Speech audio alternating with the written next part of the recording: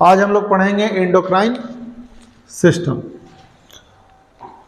जब कभी भी हम लोग एग्ज़ाम देने पहुँचे एग्जामिनेशन सेंटर पे तो धड़कन क्या हो जाता है, बढ़ जाता है। इसके बाद क्या होता है कि कुछ समय के बाद हम नॉर्मल हो जाते हैं और अच्छे से एग्ज़ाम को कंडक्ट करने में सफल भी हो जाते हैं। सोचिए ऐसा क्यों हुआ? ऐसा इसलिए हुआ कि जैसे ही एग्जामिनेशन सेंटर पे हम पहुँचे तो हमारी तैयारी कर करके जाते हैं। सवाल किस तरीके से पूछा जाएगा या कौन सा क्वेश्चन आएगा नहीं आएगा, पहले ही से हम लोग भयभीत हो जाते हैं। तो जैसे ही भयभीत होंगे तो हमारा जो एड्रीनल ग्लैंड है वो हमारे बॉडी में एक केमिकल को सिक्रीट कर देगा जिसका नाम है एड्रेनालिन, और ये क्या करेगा कि हमारे बॉडी के फिजियोलॉजिकल फंक्शन को बढ़ा देगा। और बढ़ाने के बाद ये जो केमिकल है हमें तैयार कर देगा किस चीज़ के लिए? इमरजेंसी सिचुएशन को फाइट करने के लिए। जैसे एग्जामिनेशन सेंटर पे पहुँचे हैं एग्ज़ाम देने के लिए, जैसे ही गए तो वो मेरे लिए इमरजेंसी सिचुएशन ही होता है। इमरजेंसी सिचुएशन क्या? वहाँ डर होता है, पास करेंगे, फेल करेंगे, अच्छा नंबर आएगा, नहीं अच्छा नंबर आएगा। जिन बच्चों की तैयारी नहीं होती है वो डरते नहीं है, वो बहुत बिंदास रहते हैं क्योंकि उनको कोई फर्क पड़ने वाला नहीं है। तो जो आपको डर लगा और एकाएक लगा वो एक केमिकल के सिक्रीट हो जाने की वजह से हुआ, उसका नाम है एड्रेनालिन। और ये एक तरीके का हार्मोन है और ये हमारे पूरे बॉडी को क्या किया? कंट्रोल किया। ठीक है, तो इस तरीके से हमारे बॉडी में बहुत सारे केमिकल है जो हमारे बॉडी के फिजियोलॉजिकल फंक्शन को क्या करता है? कंट्रोल करता है। तो चलिए आज हम बात करते हैं ग्लैंड, जहाँ से ये सिक्रीट होता है ये इस तरीके के केमिकल्स, तो उसे हम कहते हैं ग्लैंड। और ग्लैंड होता है आपका दो तरीके का, एक होता है एंडोक्राइन ग्लैंड जिसकी चर्चा अभी मैंने की एक एग्जाम्पल के साथ, और दूसरा होता है एक्सोक्राइन ग्लैंड। तो एंडोक्राइन ग्लैंड और एक्सोक्राइन ग्लैंड के बीच में बेसिकली डिफरेंस क्या है ये समझना होगा। एंडोक्राइन ग्लैंड को हम डक्टलेस ग्लैंड कहते हैं, यानी इसमें कोई पाइपलाइन नहीं होता है। एक्सोक्राइन ग्लैंड को हम बोलते हैं क्या? Gland with duct. जैसे यहाँ ये जो पॉइंट है उल्टा लिखा हुआ है, ठीक है। जैसे देखिए एक्सोक्राइन ग्लैंड को समझिए, हमारा है सैलिवरी ग्लैंड। सैलिवरी ग्लैंड होता है कहाँ? माउथ में होता है, मुंह में होता है, ठीक है। तो मान लो कि ये सैलिवरी ग्लैंड है, उसका एक मान लो कि पैरोटिड ग्लैंड है और उसका ये डक्ट है। तो ये कुछ न कुछ सिक्रीशन को क्या किया?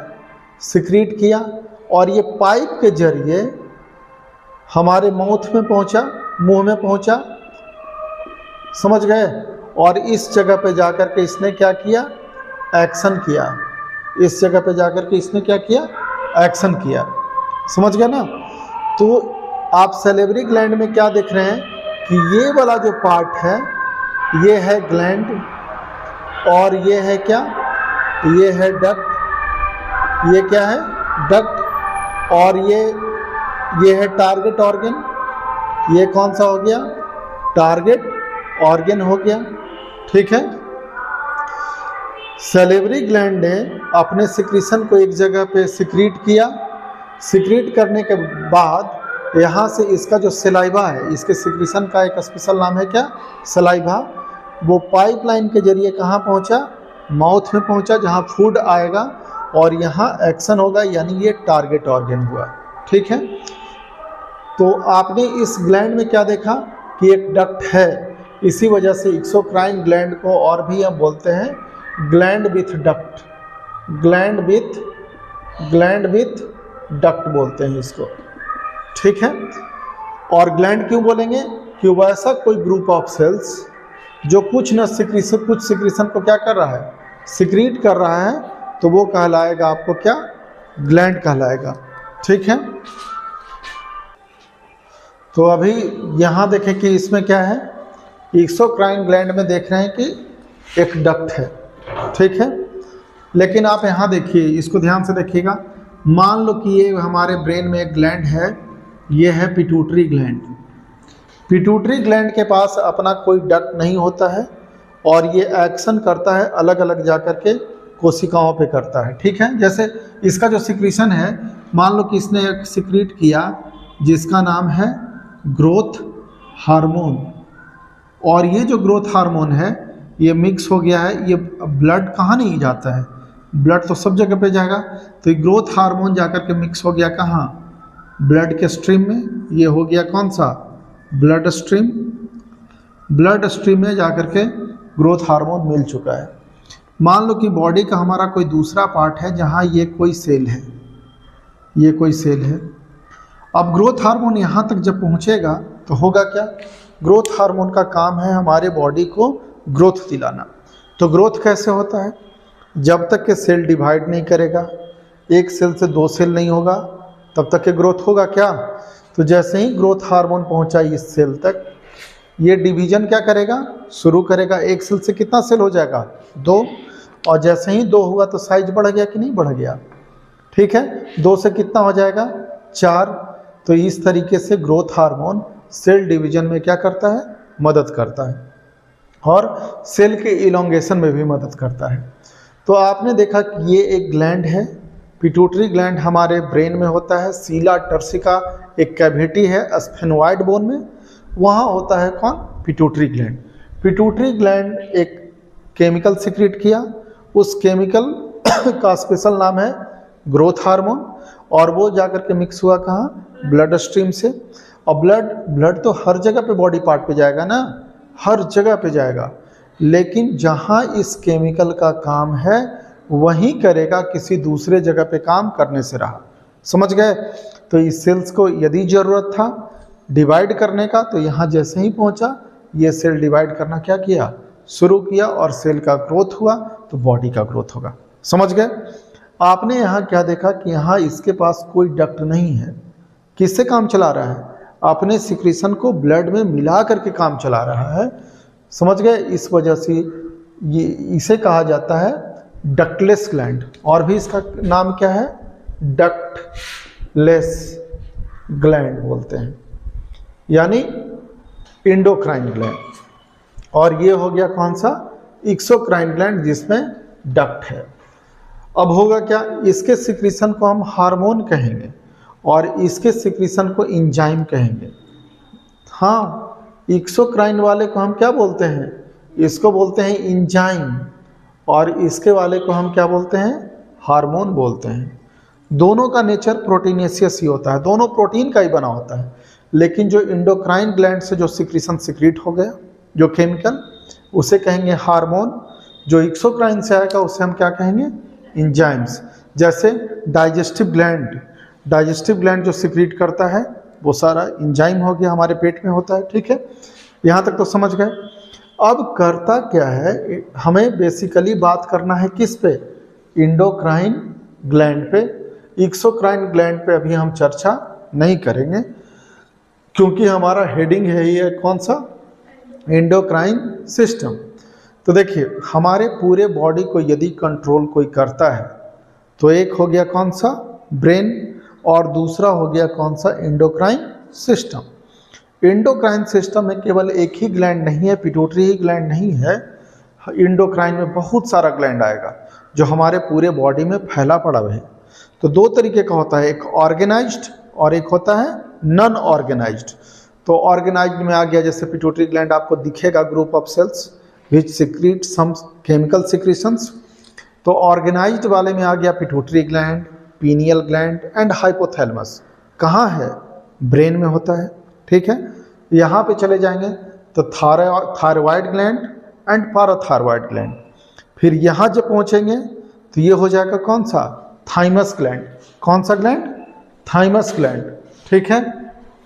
इसके बाद में थाइमस के बाद किसकी बारी आती है, यहाँ पिट्यूटरी, पीनियल, हाइपोथैलेमस, यहाँ थायरॉयड, पैराथायरॉइड्स, थाइमस ग्लैंड। फिर आ जाइए पैनक्रियाज, आइसलेट्स ऑफ लैंगरहैंस वहाँ होगा। फिर आ जाएगा कौन सा, किडनी के ऊपर एड्रिनल ग्लैंड, और यदि कोई मेल है तो उसमें टेस्टिज, और फीमेल है तो ओवरी। ये सब ऑर्गेनाइज्ड ग्लैंड है जो कि कुछ केमिकल को क्या करता है, सिक्रीट करता है, और ये सब इंडोक्राइन ग्लैंड हो गया। ठीक है। हमारे पूरे बॉडी को कंट्रोल करने में एक तो ब्रेन यानी न्यूरल सिस्टम और दूसरा कौन सा है, इंडोक्राइन सिस्टम एक मेजर रोल प्ले करता है। ये दोनों मिल करके जॉइंटली कोऑर्डिनेट करता है। अब कोऑर्डिनेट का मतलब क्या होता है, कोऑर्डिनेट का मतलब होता है इन ए ऑर्केस्ट्रा मैनर, यानी एक जब काम करेगा तो उसके साथ साथ कौन करेगा, दूसरा भी काम करेगा। जैसे हम किसी ऑर्केस्ट्रा में देखते हैं, कोई गाना गाने के लिए है तो जैसे जैसे कोई गायक गाता है, सिंगर गाएगा, उसी तरीके से इंस्ट्रूमेंट बजता है ना, तो उसी लय में बजेगा, उसी सुर में बजेगा, इधर उधर नहीं होता है। यदि थोड़ा बहुत भी इधर उधर हो गया तो ऑर्केस्ट्रा वाला जूता चप्पल खाएगा। इसका मतलब है कि वो जॉइंटली कोऑर्डिनेटेड मैनर में काम नहीं कर रहा है। कोऑर्डिनेटेड मैनर का मतलब ही होता है कि आप एक रिदम में काम करिए। जैसे हम खाना खाते हैं तो एक रिदम में काम करते हैं, मिक्स करते हैं, उठाते हैं तो नाक को नहीं खिलाते, मुंह में ऑटोमेटिक जाता है, तो ये ऑर्केस्ट्रा मैनर में हो गया। तो ये दोनों मिल करके jointly coordinated inner and regulate the physiological system of the body. पूरे हमारे बॉडी का फिजियोलॉजी यानी हमारे बॉडी के इनसाइड में जितना केमिकल रिएक्शन हो रहा है सभी को न्यूरल सिस्टम और इंडोक्राइन सिस्टम मिलकर ही क्या करता है, कंट्रोल करता है। ठीक है।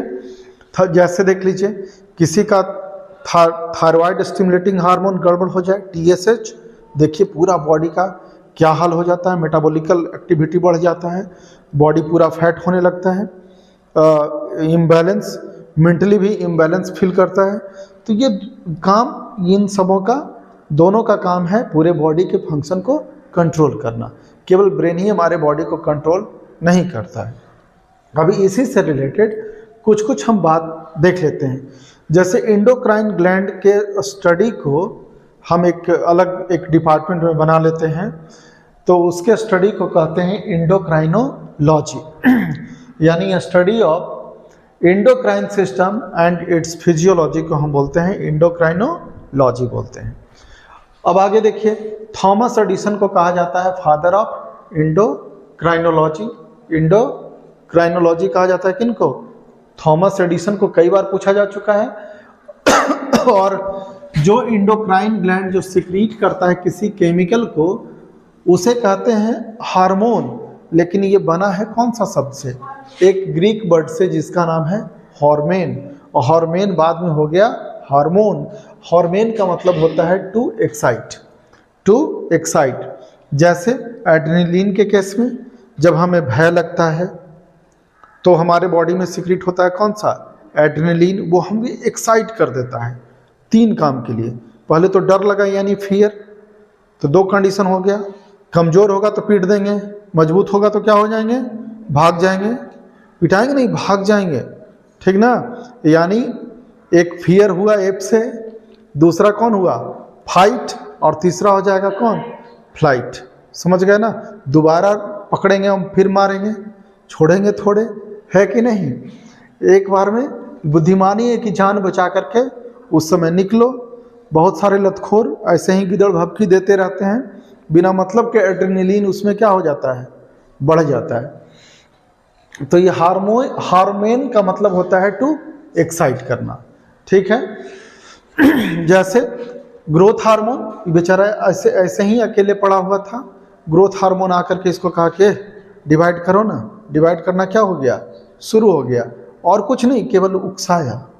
जैसे हनुमान जी का नाम सुनी हो ना, हनुमान जी को बहुत ताकत था, लेकिन उनको एक श्राप है दिया हुआ कि आपको अपने ताकत का एहसास नहीं होगा। तब जामवंत जी बगल में ना सलाह देते थे, हार्मोन का काम करते थे।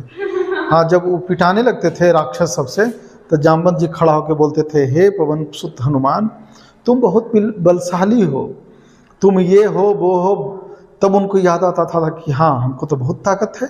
तब फिर मार करके राक्षसों को विध्वंस मचा देते थे। तो जामवंत जी हो गए हार्मोन, हनुमान जी हो गए एक्शन वाला पार्ट।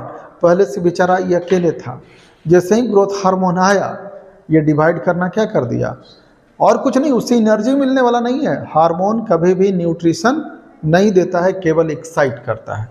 इसलिए इसके डेफिनेशन में आप यहाँ देखिएगा कि हार्मोन क्या है, नॉन न्यूट्रिएंट केमिकल है, यानी कोई न्यूट्रिशन देने वाला नहीं है, जो देने का काम करता है प्रोटीन, कार्बोहाइड्रेट, लिपिड, ये इन सब की तरह नहीं होता है। तो non nutrient chemical substance secreted by कौन? Endocrine gland. तो इसी को हम कहते हैं क्या? हार्मोन, या इसे कहते हैं केमिकल मैसेंजर, क्योंकि मैसेज पहुंचाया। ठीक है, टर्म जो दिया गया था हार्मोन, अब कोई तो नाम तो लिखेगा। जैसे कोई भी व्यक्ति जन्म लेता है तो उसका नाम कोई रखने वाला होता है ना, कोई पंडित जी होते हैं, कोई मौलवी होते हैं, नाम रख करके गए कुछ न कुछ। उसी तरीके से जब इनके बारे में पता चला कि एक्साइट करने वाला भी कुछ केमिकल है जो हमारे बॉडी में क्या होता है, सिक्रीट होता है, तो सबसे पहले टर्म देने वाले कौन थे? स्टार्लिंग। और सबसे पहली बार जो हार्मोन खोजा गया उसका नाम था सेक्रेटिन, क्योंकि सिक्रीट ही हो रहा था, सेक्रेटिन। और खोजने वाले कौन थे? तो एक थे बेलिस और दूसरा कौन? स्टार्लिंग। स्टार्लिंग चालाकी से नाम भी दे दिए, कह रहे इसको हम हार्मोन कहेंगे और इसका नाम क्या हो गया? सेक्रेटिन। याद रखिएगा, ये कई बार पूछता है। अब एंडोक्राइन ग्लैंड दो तरीके का, कौन कौन? एक ऑर्गेनाइज्ड में कौन कौन आ जाएगा? Pineal, pituitary, hypothalamus, thyroid, parathyroid, thymus, pancreas, उसके बाद में adrenal gland, testes and ovary. ये सब ऑर्गेनाइज्ड है, ये सब पता चलेगा, इसका स्ट्रक्चर भी पता चलेगा कि किस तरीके का दिखता है। नॉन ऑर्गेनाइज्ड में ऐसा कहीं कहीं सेल जो कुछ सिक्रीशन को क्या करता हो, सिक्रीट करता हो, वो हो जाता है नॉन ऑर्गेनाइज्ड एंडोक्राइन ग्लैंड, जिसमें लीवर का कुछ पार्ट आता है, समझ गए, हार्ट का आता है, किडनी का आता है, और हमारे इंटेस्टाइन का भी आता है, गैस्ट्रो इंटेस्टिनल ग्लैंड, समझ गए। तो ये केवल इंट्रोडक्शन है, ये पार्ट 1 हो गया आपका एंडोक्राइन सिस्टम का। अगले क्लास में हम लोग पढ़ेंगे फर्स्ट ग्लैंड जिसका नाम है पिट्यूटरी ग्लैंड के बारे में स्टडी करेंगे। पिट्यूटरी, पीनियल, हाइपोथैलेमस, ऐसे करके सीक्वेंस में हम लोग पढ़ते चले जाएंगे। तो इसको डाल देंगे पार्ट 1 में, फिर पार्ट 2 में जाएगा पिट्यूटरी ग्लैंड जाएगा। ठीक है।